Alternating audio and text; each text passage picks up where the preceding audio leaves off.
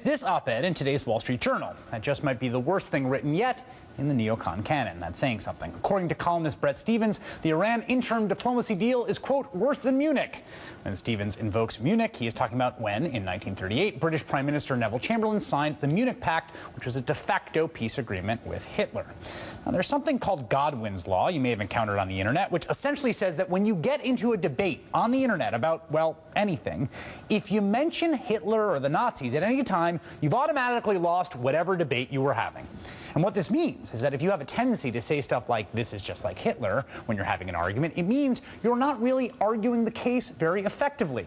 Hitler is what you say when you're losing an argument. Whether it's Bret Stephens, who wrote the interim nuclear agreement signed in Geneva on Sunday by Iran, the six big powers, has many of the flaws of Munich, or Daniel Pipes over the National Review Online calling the interim deal with Iran, quote, one of those rare occasions when comparison with Munich in 1938 is valid. But of course, neoconservatism has always rested on a foundation explicitly of some version of Godwin's Law. This is a sham from beginning to end. It's the worst deal since Munich. Bin Laden and his terrorist allies have made their intentions as clear as Lenin and Hitler before them. The question is, will we listen?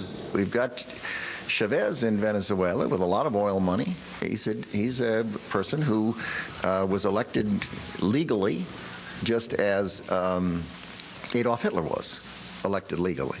I've often used that precise analogy of Hitler and Mein Kampf as a reason why we should take threatening rhetoric seriously, particularly in the case of terrorism and Saddam Hussein. If every enemy the U.S. faces is Hitler, if every bit of diplomacy is appeasement, then we must be, as a people, in perpetual war. Luckily, Americans have largely rejected that worldview, but I'm curious to hear from someone who still holds to it. Paul Wolfowitz was the Deputy Secretary of Defense under George W. Bush, an administration that brought us two wars. He's currently a visiting scholar at the American Enterprise Institute, a conservative think tank, and he joins me now. Mr. Wolfowitz, my first question to you is, given the fact there was a kind of reformist regime in Iran 10 years ago during the Bush administration, why weren't you guys in the Bush administration able to get this deal done a decade ago? Let me just ask, I take it you think it's a mistake to take bin Laden's rhetoric seriously or Saddam Hussein's rhetoric seriously. That's the implication of your introduction here.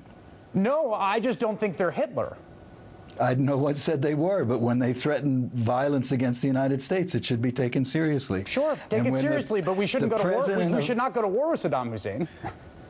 That's a different question, but you're mocking the idea of taking someone's rhetoric seriously. I'm not mocking the idea of taking someone's rhetoric seriously. You can take people's rhetoric seriously, but there's a few things to add into that, right? Strategic calculations about what someone's going to do, right? People can have bad rhetoric, but actually use that rhetoric for domestic purposes or political purposes that don't indicate what they're actually going to do on a strategic world stage, A. And B, the rhetoric being taken seriously when invoked Chris, in the I'm context... asking you, are you saying that bin Laden's rhetoric was not to be taken seriously? I do not necessarily think that all of the rhetoric coming out of Iran is an indication of what their desire is in terms of their nuclear program or their designs on Israel. No one says it is a complete design. Yes, or that they rhetoric do. Isn't some. Benjamin Netanyahu says that all the time. Well, I'm not here to argue Benjamin Netanyahu. I am here to say, since you started this on that foot, to mock the idea of taking threatening rhetoric seriously is a liberal mistake, if you like. Of course, Hitler is close to unique. Fair enough. Close to unique. But here's the question, right? What does taking rhetoric seriously mean? I think you and I can agree in the abstract, sure, take rhetoric seriously. But when saying taking rhetoric seriously, and you see this invoked in the Iranian case all the time, because we had one of the leaders of the regime say something about Israel being a barking dog, right? Taking the rhetoric seriously is then meant as an indication they aren't serious about diplomacy, which is then used as an argument that there's a military solution as opposed to a diplomatic one.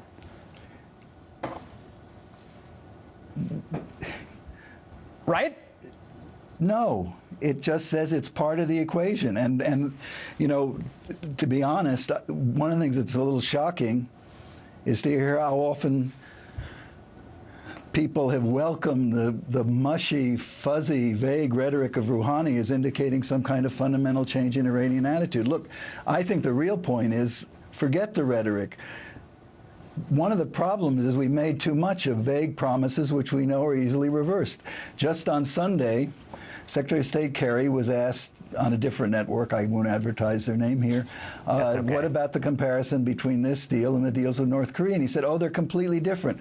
North Korea was a member of the NPT, the Non-Proliferation Treaty. North Korea renounced Iran is a member of the NPT. Iran has renounced nuclear weapons. Iran is negotiating. Well, excuse me, North Korea was a member of the NPT until after 10 years they decided to leave it. Iran can leave it. Every one of those three things that Kerry mentioned are rhetoric which is reversible. This is precise. Would you let me finish this time? Thanks. What is needed is concrete dismantling of their program, not promises, not words. So then how do you achieve that? And there's nothing in this agreement that does that. First of all, there is something concrete, which is they're going to just dissolve the 20% enriched uranium. They're going to rig which back is down reversible. to 5%. It's easily sure, reversible. Everything's reversible, right? Not everything. Okay, no, so then the question is for you: short of war, short of a disastrous, absolutely horrific abomination that would lead to the deaths of thousands of people in the region, a repeat of the worst thing I've seen in my lifetime, which is the Iraq War. Short of that, what is the solution then? You know, there is an alternative, which is to maintain the sanctions, maintain the pressure, insist on an agreement that really reverses this nuclear program of theirs, and not suddenly believe promises when we have evidence over the last 10 years that they have every intention. So then let's say you don't believe it. Then what next? Then what do you do? You keep the pressure on. You don't let it up and say we've got this great diplomatic achievement, which is also, by the way, going to come back and haunt you in 6 months. If the atmosphere is so good, if the progress is so great, then why don't you just keep continuing down this road? That's what happened with North Korea. That is the comparison Kerry doesn't want to accept, yes, but that's how we got into that situation with North Korea. North Korea and Iran, this is exactly the kind of thinking that I'm so fascinated, right? Because North Korea and Iran are vastly different states. I mean, North Korea really is sui generis. The Iranians are a good deal more clever, actually. The Iranians will negotiate their way out of this much more cleverly than the North Koreans did. But you don't think there's a different set of incentives for the nation, the Islamic Republic of Iran, than there is for the Hermit Kingdom of North Korea? Of course, they're different. You keep changing the subject. The point is you can't rely. No, that is the subject, because you keep rely invoking on North the Korea. Promises of either one. And as far as the ambitions, this agreement has verification built into it, doesn't it? Chris, if Iran isn't after nuclear weapons, then why are they developing long-range ballistic missiles? They make no sense unless you put a nuclear weapon on them. Frankly, if you believe they're not after nuclear weapons, then I guess you can negotiate anything. I don't know. I think the question is, if you concede they're after nuclear weapons, something that I simply don't know. I haven't looked into the intelligence, right? If you concede they are after it, and the goal is to make sure they don't acquire nuclear weapons, A, and B, to not go to war, right? And those two goals are equally important in my mind. Then what do you do that doesn't look like this agreement? This agreement, to me, looks like a pretty good path between those two terrible outcomes. What you do is you maintain the pressure, you maintain the sanctions. The sanctions are obviously biting and obviously hurting them much more than they're hurting us at all. This regime is shaky. This regime is having trouble at home.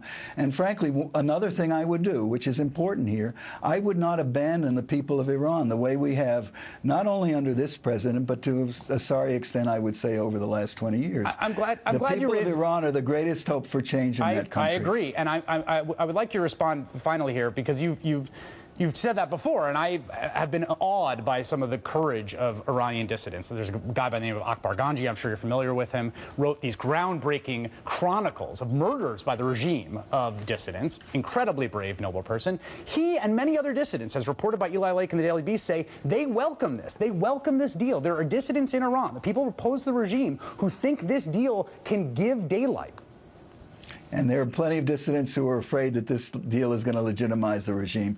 Look, I'd feel more comfortable at that position if I thought this government was taking seriously the situation of dissidents in Iran, instead of basically, or in Syria for that matter. We've abandoned the Syrian people to Iran's ally in Damascus. It's shameful, and it's going to come back and haunt us. You don't want a war. I don't want a war. But a bad negotiating outcome can lead to a war just as much as too much belligerence. Former Deputy Secretary of Defense Paul Wolfowitz. Appreciate you coming on. Thank you. We'll be right back.